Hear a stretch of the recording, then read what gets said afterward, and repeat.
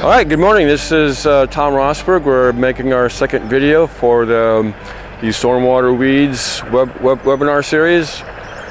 It's June 16th. We're standing in an early successional old field. This is an agricultural field that has been abandoned. So early successional means that it's in the early stage of succession. And that usually means there's lots of ruderal species, lots of weedy species. We're in eastern Iowa. So let's take a look at what we have. There's ruderal species weeds all around us here. The first one I'm going to point out here is this one right in front of me. This is sourdock, curly sourdock. This is one we talked about last month, but we didn't see it in fruit and flower. Again, this one has the lower leaves on the stem, and basal leaves have a really wavy, kind of crinkly margin to the leaves here. That's pretty distinctive for it. The fruits of all of the sourdock species are little winged structures. If you look at this real close up through a hand lens, for example, you'll see that there's little wing-like structures that are attached to the fruit. And sourdock makes lots and lots of fruits, so it's just packed with them right here. Again, that's a characteristic of a ruderal species, an early successional species, is to produce lots and lots of seeds. All right, then another one, a couple more right here, right around me. So sourdock is non-native, but two native species right here are common ragweed. This one right here with the opposite leaves that are divided into compound leaflets. And then giant ragweed right over here.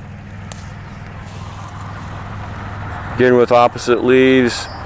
These are simple leaves though and just deeply divided. So the two ragweed species, common and giant. Another non-native weedy species, there's several right through here. I'll just grab one. This one right here, this is prickly lettuce, Lactuca cereola. So it's pretty distinctive. It tends to have these leaves that have prickles on the bottom side of the leaf along the mid vein. Kind of maybe see those there, right along there where my thumb runs. It's pretty distinctive prickles there, and then also usually some prickles that are along the leaf margin as well. You see the leaves, they tend to be, on this plant, is showing them being bent and sort of being turned as the leaves come off of the stem, so that the surfaces are actually vertical. You see that quite often with this species. Prickly lettuce also has some white sap, so you pull the leaf off, you'll see white sap oozing out. It's in the Asteraceae family, and again in a tribe that has the white sap, which includes all kinds of species of lettuce. Then one right in front of it here is a pepperweed. Pepperweed is Lepidium. This is a native species. There's two species of Lepidium that are very similar, and the way I tell them apart is to take a look at the stem where the fruits are attached. I'm not sure I can see this with my hand lens because I usually use a scope, but what I'm looking for are the hairs that are on the stem where the fruits are attached here, and whether those hairs are curved over or whether they are not curved over, they're just short and straight. That'll be the easiest characteristic used to distinguish between Lepidium virginicum and Lepidium densiflorum. This one is the native species. Okay, I'm going to have three more species here to take a look at. We'll start with this big one right back here. This is poison hemlock. You can see it's a tall species, and it's in the Apiaceae, or the parsley family, so that means the flowers are in compound umbels. The flowers are very, very tiny. I'm pointing at some flowers right there, a group of small flowers right there. This is a group of umbels right here, and then those umbels are also grouped together in some umbels, this bigger structure. That's why there's two sets of them there, so they're compound umbels. The leaves are always, on most of the parsley family plants, are often very finely divided into compound leaves with small leaflets. These are, get a bigger leaf here. Let's see, these are going to be 3 times divided. So we have a primary rachis here, secondary rachis, and then the leaflets are actually on the third or tertiary rachis. This line of leaflets right here and this stem right here. So 3 times divided, very finely divided. The stem is usually got this sort of purplish kind of a shade to it. Kind of see there's some spots and purplish spots. Very poisonous plant.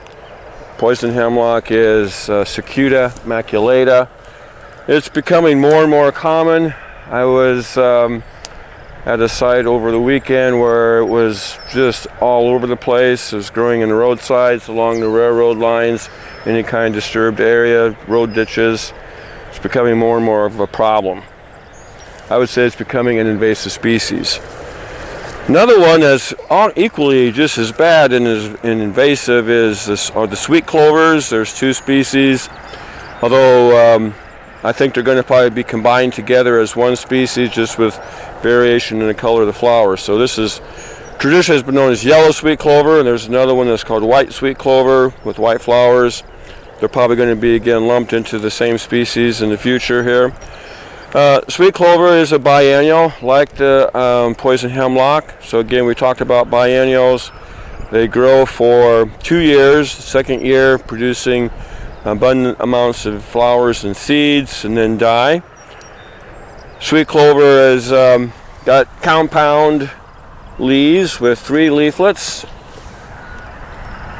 common for many of the legume species. So there's a single leaf right there with 3 leaflets.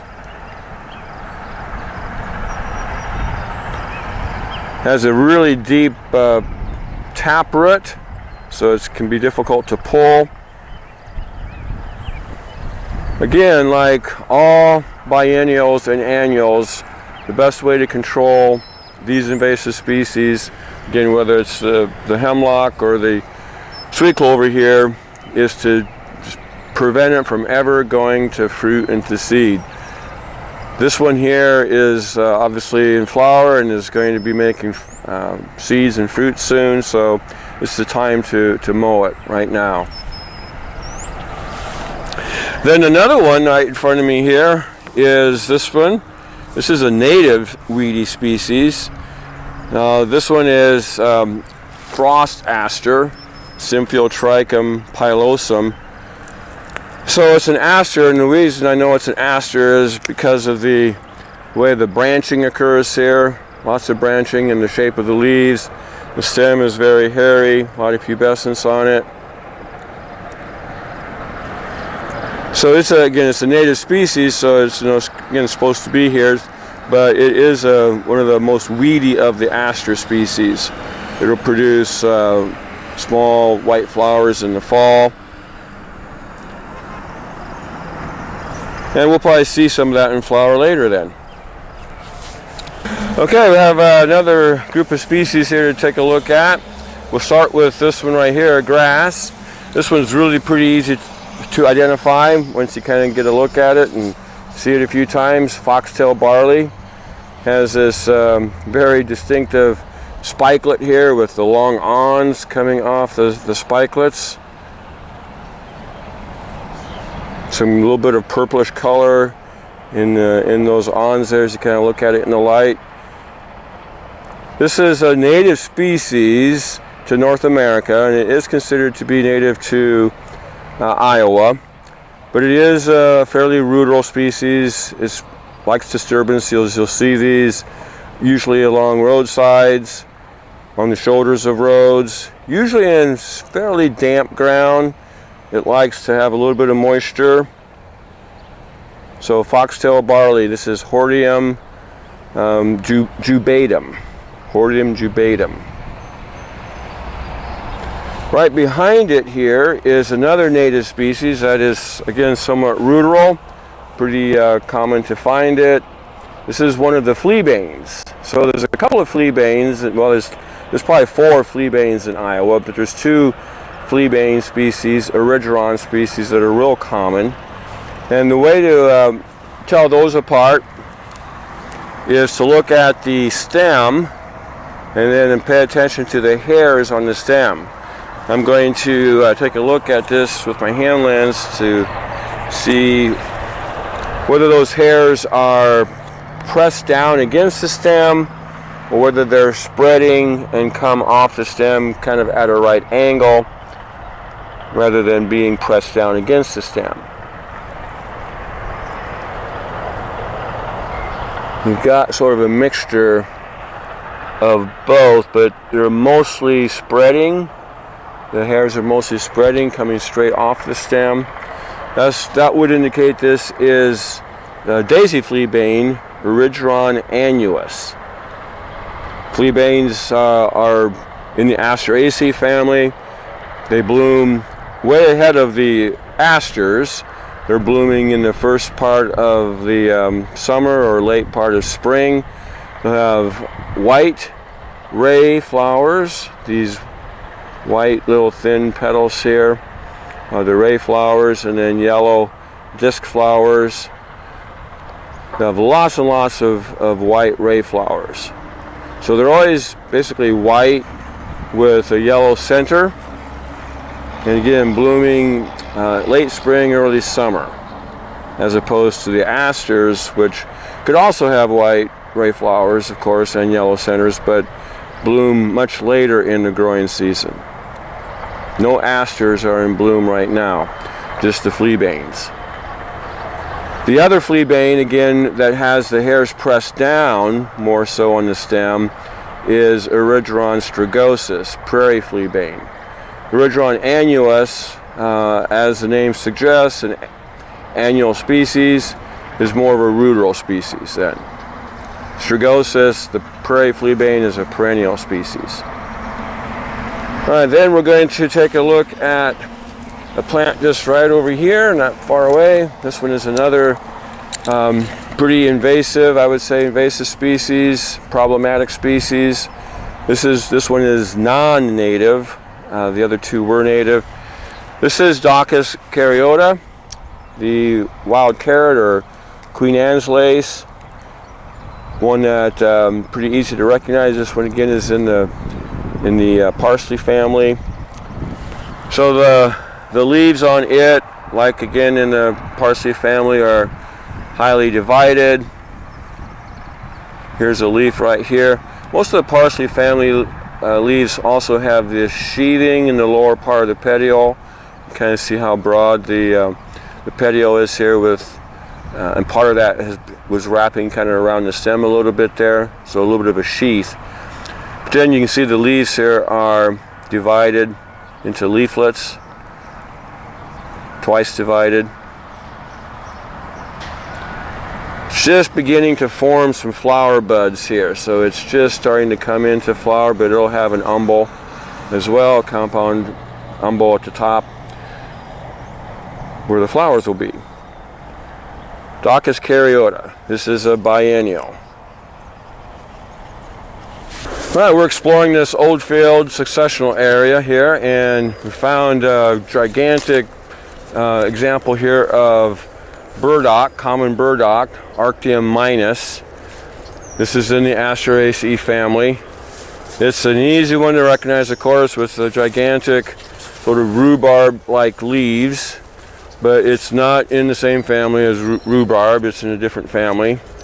This one is, again, I think becoming more and more invasive the more I see of it. Really distinctive with, of course, the large leaves.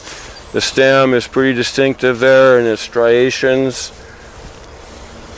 And of course it produces large flowers that will turn into fruits that have a lot of sort of spines on them that will really stick well into clothing. You've probably all seen the burdock fruits. They get moved around easily. It is becoming more and more of a problem. I've seen some places up in northwest Iowa in bur oak forests where the understory was just pretty much covered entirely by common burdock. It used to be more sparingly, found. I used to think it was just kind of a non-native species that occurred here and there, but it seems to be becoming more and more invasive, which is unfortunate. Here's another fleabane. We just got done with fleabane. This is the daisy fleabane. Here's another curly sourdock here. It's kind of wrapped in this vine right here. And here's one that we did last month, but now it's in fruit. So if you remember last month we did yellow rocket, Barbaria vulgaris, which is one of the mustards. This is what it looks like when it's in fruit. It's all done flowering. These are all the saliques, the long, narrow fruits of a mustard. Yellow rocket. We don't really see the leaves much now when it's done. Again, producing seed, as this one is here, it's going to die. And so the leaves are kind of falling off. The plant's going to be done. But this is what it looks like in fruit. Then there's one more over here, a native species that's a real common weedy species, ruderal species. And this is Canyza canadensis, mare's tail or horseweed. A couple common names for it. So this one is, I think, distinctive just in the hairiness of the stem. Pretty dense hairs up and down the stem, and then leaves that are really numerous. The leaves are alternate, but they kind of just occur all the way around the stem. The stem is round, so it's not like they're occurring just on one side. Leaves, if you look down at the top of this, leaves are coming off all sides of that stem. So they're kind of a spirally arranged group of leaves. Again, really dense, a lot of leaves. They get more and more dense as we go towards the top. The leaves have pubescence on them, and especially here in the narrow petiole, there's little ciliate hairs, small hairs or cilia that are coming off the margins of that leaf stem, petiole. Canyza canadensis, it's again native species, so it should be here. It's an early successional species. It's here because again it establishes well in disturbed areas, but it is very weedy.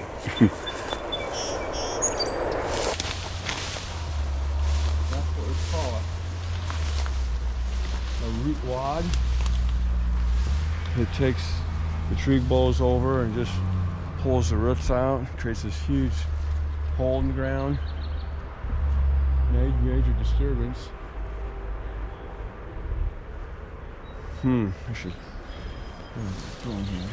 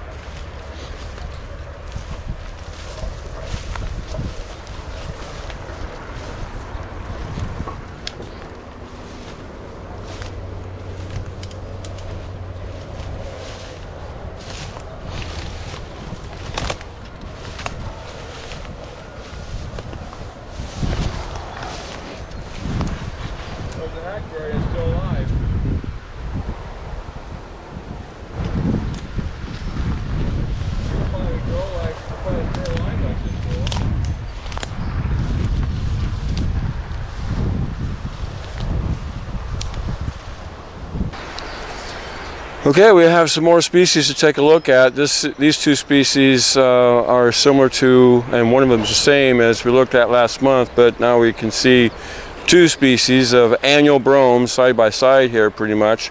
I'm going to pull up some of each of them because now is a good time to distinguish them. So in my left hand here, this is Bromus japonicus, an annual, invasive, non-native brome species. And in my right hand here, this is Bromus tectorum. Again, in the same category, an annual, non-native, invasive brome species. You see the Bromus tectorum is an earlier species in terms of its phenology, and it produces fruits earlier, dries out sooner. Again, these are annual, so as soon as they're done making their seeds, they're going to die. And Bromus tectorum here goes by the name of downy chess. This is going to start to die, and that's why we're seeing it in a more dried out condition, whereas Japanese brome here is still pretty green. So this time of year it's pretty easy to distinguish these two species. As far as their invasiveness though and their ecology goes, they're both in the same category. They're both really problematic species. Now, it doesn't matter which one you've got. If you've got either of these, you've got a problem.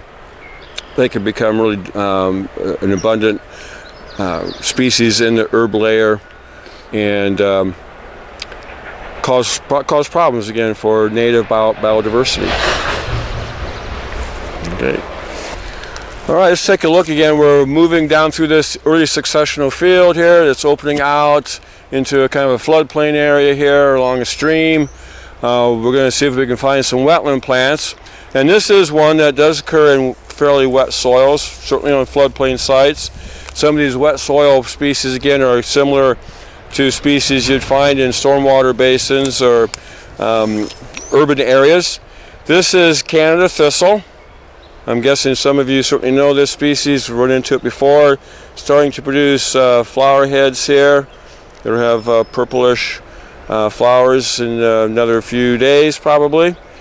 Here's the plant in terms of its stem, pretty hairless. The leaves down here, of course, thistles are always got some prickles on the leaves. But we talked about this, I think, last month. And here again, I'm going to show you the ventral surface of these leaves here.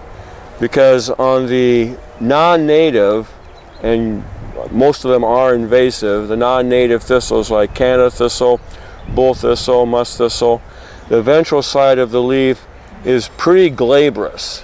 Sometimes Canada thistle can have a few cobwebby kind of hairs, especially when the plant's younger. But this one is pretty far along here. It's starting to produce flowers. Don't see any pubescence at all on the ventral side of these leaves. That is contradictory to the native thistles. The native thistles, like tall thistle and field thistle, they'll have a bigger leaf generally than Canada thistle, but they'll have really dense white hairs that makes the ventral side of the stem look very white compared to the top. That's a good way again to separate any of the native thistles that have the hairy pubescence, separate them from the non-native thistles, which are the ones you want to get rid of. The native thistles should be here. Canada thistle, it's a perennial. It establishes dense patches through rhizomes, interconnected horizontal stems below ground. So it can be a very problematic species to deal with. We'll talk about some of the control methods that we can use during the webinar. We stopped here to show you one of the native thistles. We were just talking about Canada thistle, and here we have a native thistle.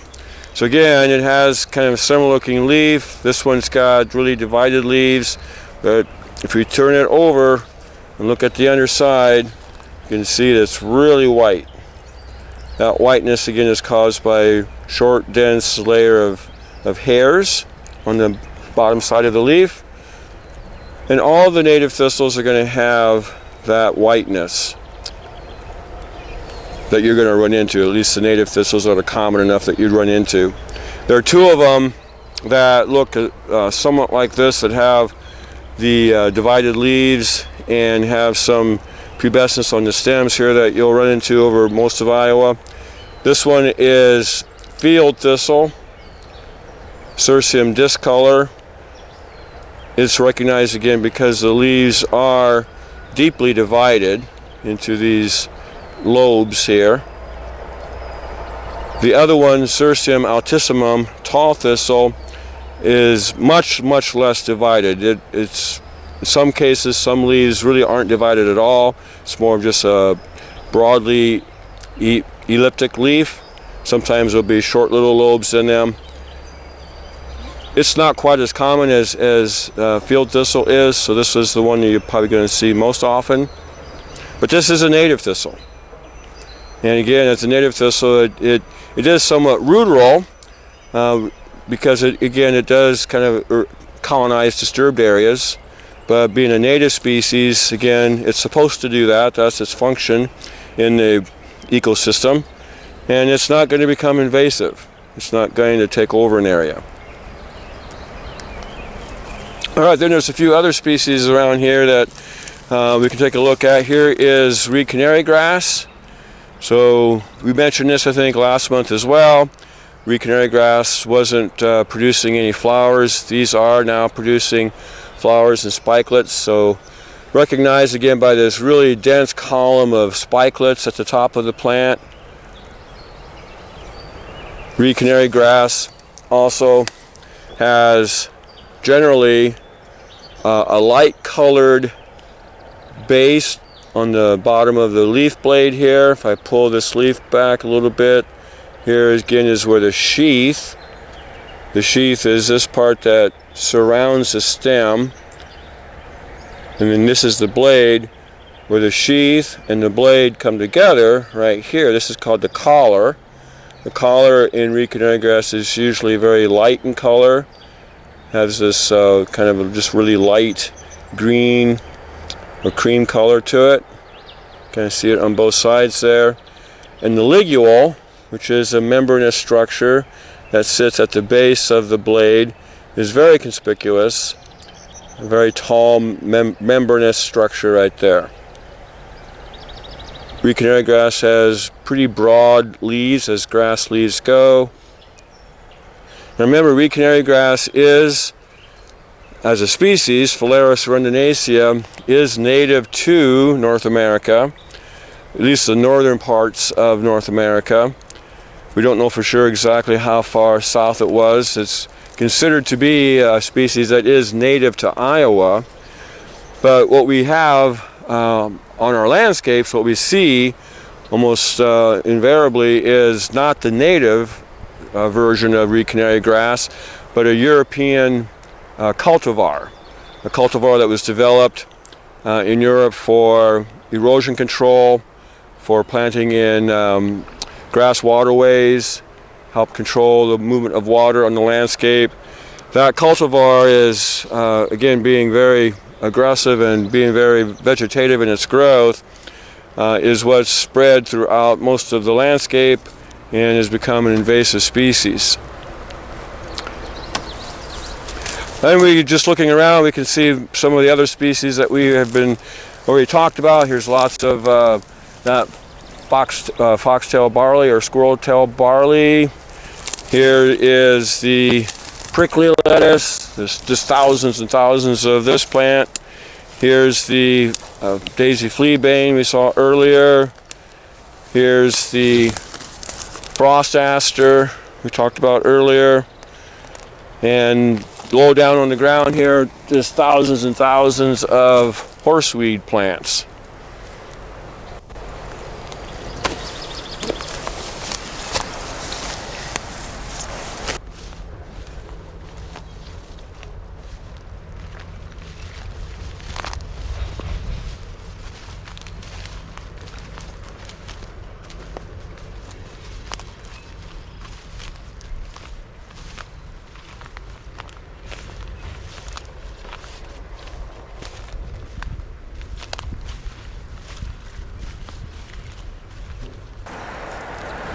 Okay, here's a species that we saw last month, but it was just in vegetative form. Here we have one that's some plants that are now in fruit, and here's one that's looks like it's done flowering, is starting to form a fruit. This is Tragopogon dubius, goat's beard. So again, this is got really long lance-shaped leaves, really narrowly lance-shaped leaves. That's one thing that's very distinctive about it, of course. The bases kind of flare out a little bit here, a little bit broader, but then kind of a very long tapering tip, almost sword-like. And it produces, again, a flower that's going to look a little bit like a dandelion, hence the fruit here, but much, much larger than a dandelion. What's happening here is the fruits are producing this structure here called a pappus. These bristles up here, kind of plumose bristles that are used in wind dispersal. The fruit is down here at the base, right down here, where this is where the seed is. So the really large dandelion-like fruiting structures, the very narrow, long tapering leaves make it pretty easy to identify goat's beard, Tragopogon dubius.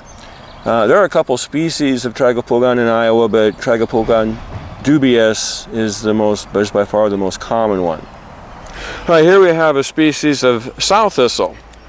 Sow thistle is in the genus Sonchus. There are a couple of Sonchus species that are fairly common. Sonchus asper is this one, and Sonchus oleoceras is the other one, common sow thistle. They are distinguished by the leaf bases.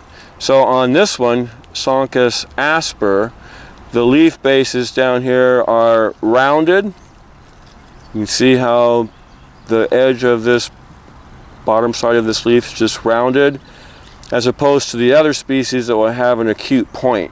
It will come to a very clear tip or point. So the rounded one like this is Sonchus asper. You recognize the Sonchus again because of the milk. It produces a milky sap. When you pull the leaf back a little bit, we can see some more milk there, oozing out there. And of course the very, very prickly leaf margins. Sow thistle, all the sow thistle species, all the species in Sonchus, the genus, have these very sharp, pointed leaf margins. Spiny sow thistle, Sonchus aspera. It and the Tragopogon dubius are both non-native, but neither of them are, I would say, are terribly invasive. Sonchus aspera probably is leaning a little bit more that way. I've seen some sites where the populations are somewhat large in size.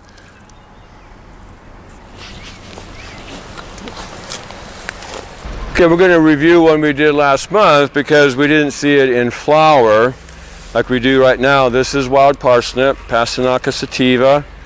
So again, it is in the Apiaceae or parsley family. We can recognize that again. Remember, if we have compound umbels.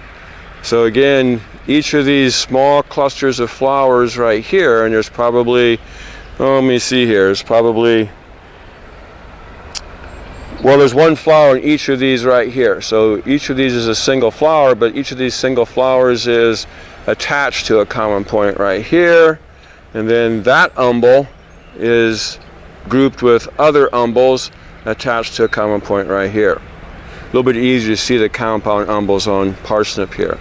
Yellow flowers, compound umbels, leaves again they have sheathing at the base. This is again another characteristic of the parsley family.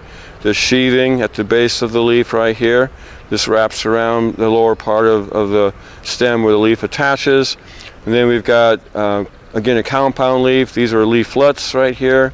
This is once divided, once pinnately compound, but with the leaflets, fairly large leaflets. The leaflets themselves are somewhat lobed, small lobes in them, a few teeth. Pretty distinctive, again, in terms of its leaves, the compound umbels. Here it is making fruits. So the fruit in the Apiaceae family are called schizocarps. These are pretty large fruits as fruits go in this family. So the look-alike here, of course, is Golden Alexander, probably. The Golden Alexander is a prairie species, grows in wet mesic prairies. It looks somewhat like this in terms of at least the yellow flowers and compound umbels. The fruits are smaller on Golden Alexander. The leaves are smaller and a little bit different looking on it as well. But that's, again, one you'd want to be able to distinguish. Be sure you can separate wild parsnip from Golden Alexander so you're not mistakenly killing Golden Alexander. This one, remember, is got some a photoactivated toxin that is pretty severe for most people in terms of their sensitivity to it. It doesn't bother me, so that's why I can touch it like this and show it to you. All right, then we're going to take a look at another invasive species, and I would say that parsnip is very invasive and a problem to control. Here's another invasive species, one that was brought here though for the purpose of forage production. This is bird's foot trefoil, Lotus corniculatus. This is going to be a problem most likely in more grassy areas and grasslands and in pasture areas. It's a perennial plant, so it's not necessarily very ruderal in nature. There's not very much of it here in this old field. But it's pretty distinctive. The legume flowers here. So legumes have a pretty distinctive flower that has one petal. I'm trying to separate these off here. So here's a single flower right here. The large petal right there that stands upright is called the banner petal. And legumes in this particular section of the family have this type of flower, have a large banner petal that kind of signals the pollinator to come over here. So the flowers are pretty distinctive. The plant has compound leaves, as most legumes do. It's got very large stipules. So these two structures here, we either interpret those as stipules or we can interpret them as leaflets, I guess, at the base of a sessile leaf. Either way, there's usually 5 structures, 5 leaflet-like structures represented in each leaf.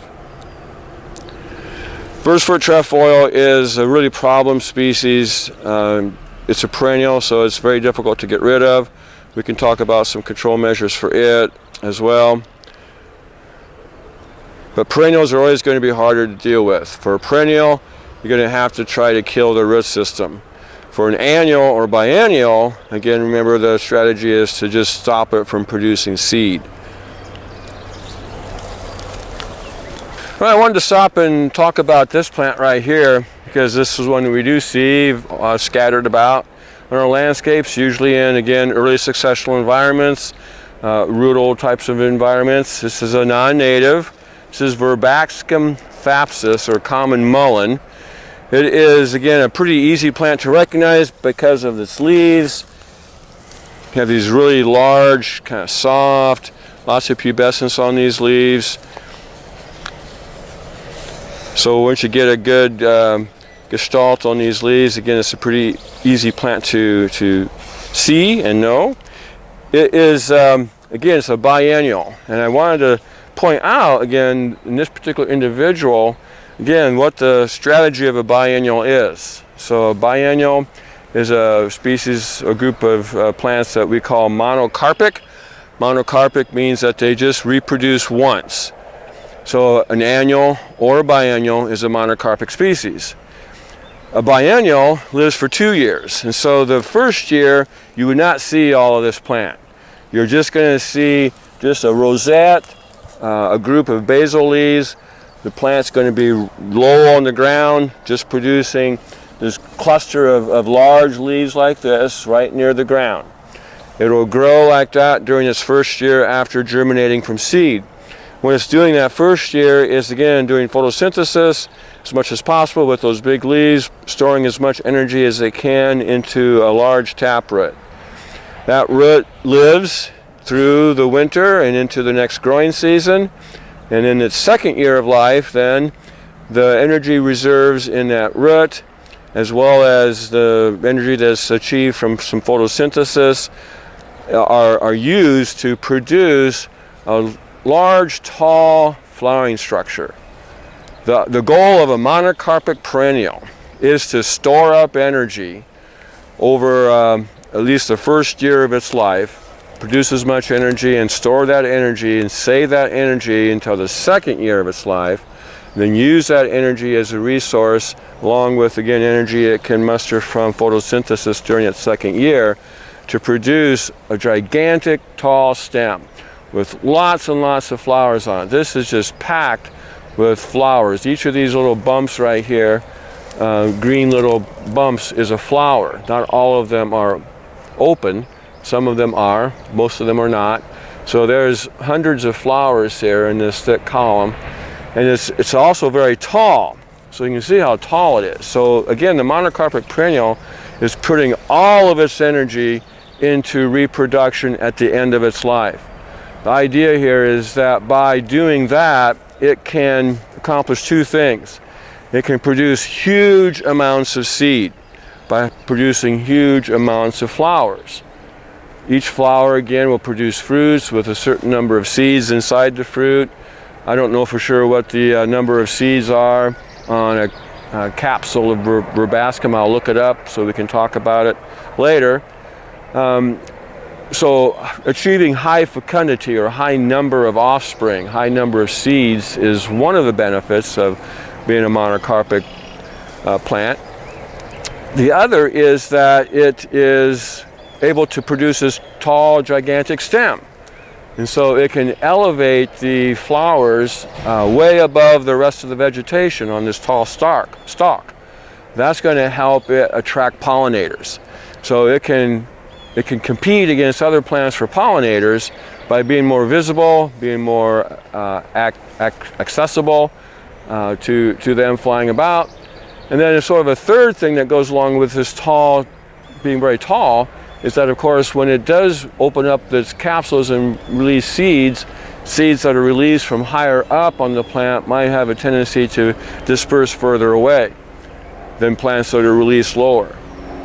So everything it's doing here, this monocarpic choice in terms of how it's going to reproduce, is aimed at producing lots of seeds, getting pollinated and producing lots of seeds, and then dispersing them far and wide. All right, let's take a look at a tree here. So this is I would say is a pretty invasive woody species. You might recognize the fruits here and the leaves. This is white mulberry. There's the fruits. They begin sort of whitish, and then they turn reddish. Then they turn more of a dark purple. That's when they're ripe, ready to eat. They are certainly good to eat. Here's typical leaves of a white mulberry, simple leaves. Usually the smaller leaves are highly lobed. Sometimes you can see some leaves that are less lobed. There's a branch up here. Yeah, that one's pretty lobed as well. The lobing will vary a little bit in terms of how much sunlight it has. If the leaves are more in the sun, if the plant's more in the sun like this one, then the leaves are going to tend to be more lobed. If the plant's more in the shade, then there'll be less. But there is a native species of mulberry, the red mulberry, that again you need to be able to distinguish. It's always almost the case, again, that for every sort of bad, nasty, invasive species, there's probably going to be a native species that resembles it or looks similar to it.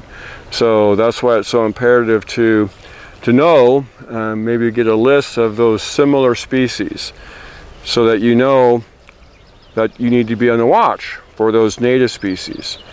So for red mulberry, again, it's the native one that grows in floodplain forests. You're going to separate the white mulberry from the red mulberry best by looking at the bottom side of the leaf. I'm going to just check this one out here. I'm going to look at the ventral surface. I'm going to fold the leaf over like that so I can look across the surface there with my hand lens. Because what I'm looking for is little hairs. Now, white mulberry only has hairs around the veins. The area between the veins, there's no hairs on it. So when you look at the, again, hold the leaf like this and kind of look at the edge there, you don't see any hairs until you come to a vein. Right around the veins, there'll be a few hairs coming off of the vein. Red mulberry, there'll be hairs all the way across there. So there's hairs, small hairs that are present in between the veins. That's the best way to separate red mulberry from white mulberry. Generally, you can get some clue by just the shape of the leaves. Red mulberry usually doesn't have quite as much lobing. Sometimes just has one major lobe, a thumb lobe. But really the lobing is pretty, does vary a lot on both species depending upon the environment the tree is in. So again, the best way is to look at the bottom side and look for those hairs. White mulberry, again, I would put in the category of being invasive. It is easily spread by birds, of course, by endozochory, birds dispersing the fruits. And it grows pretty quick and can become a problem. I've seen many areas that have far too many white mulberry trees. All right, the one over to the right of the mulberry up there, you can maybe see it there, is that is common elderberry. That's a native shrub species that grows in usually wet soils. It's a little bit too high for me to reach, I think there. Maybe I can grab a leaf here.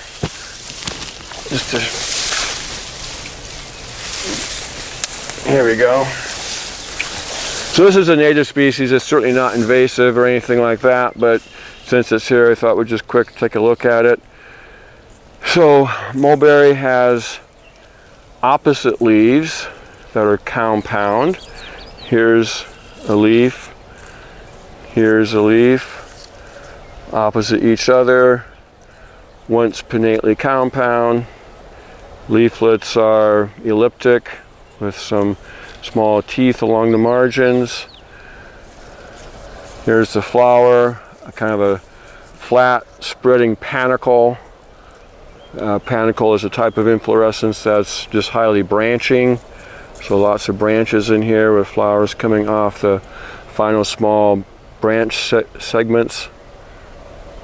Small little white flowers. The pith on elderberry is white. So I break open the stem here and look at the pith, which is the tissue right in the center of the branch or the stem. That's kind of a clear white. Sambucus canadensis. And mulberry is Morus alba.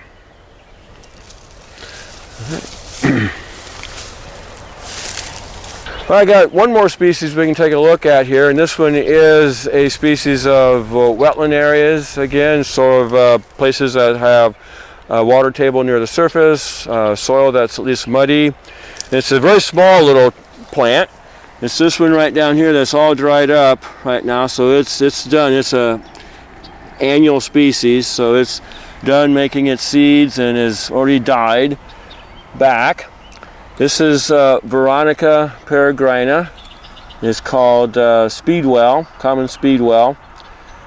It's again a pretty common wet soil species. Could be found in stormwater basins, certainly in places where there's muddy soil. It's not really, very invasive due to its small size. It's an annual species. It kind of comes in quick and covers the ground, produces flowers, produces seeds, and then dies back. It's a pretty easy one to learn to identify, especially when it's in fruit right now.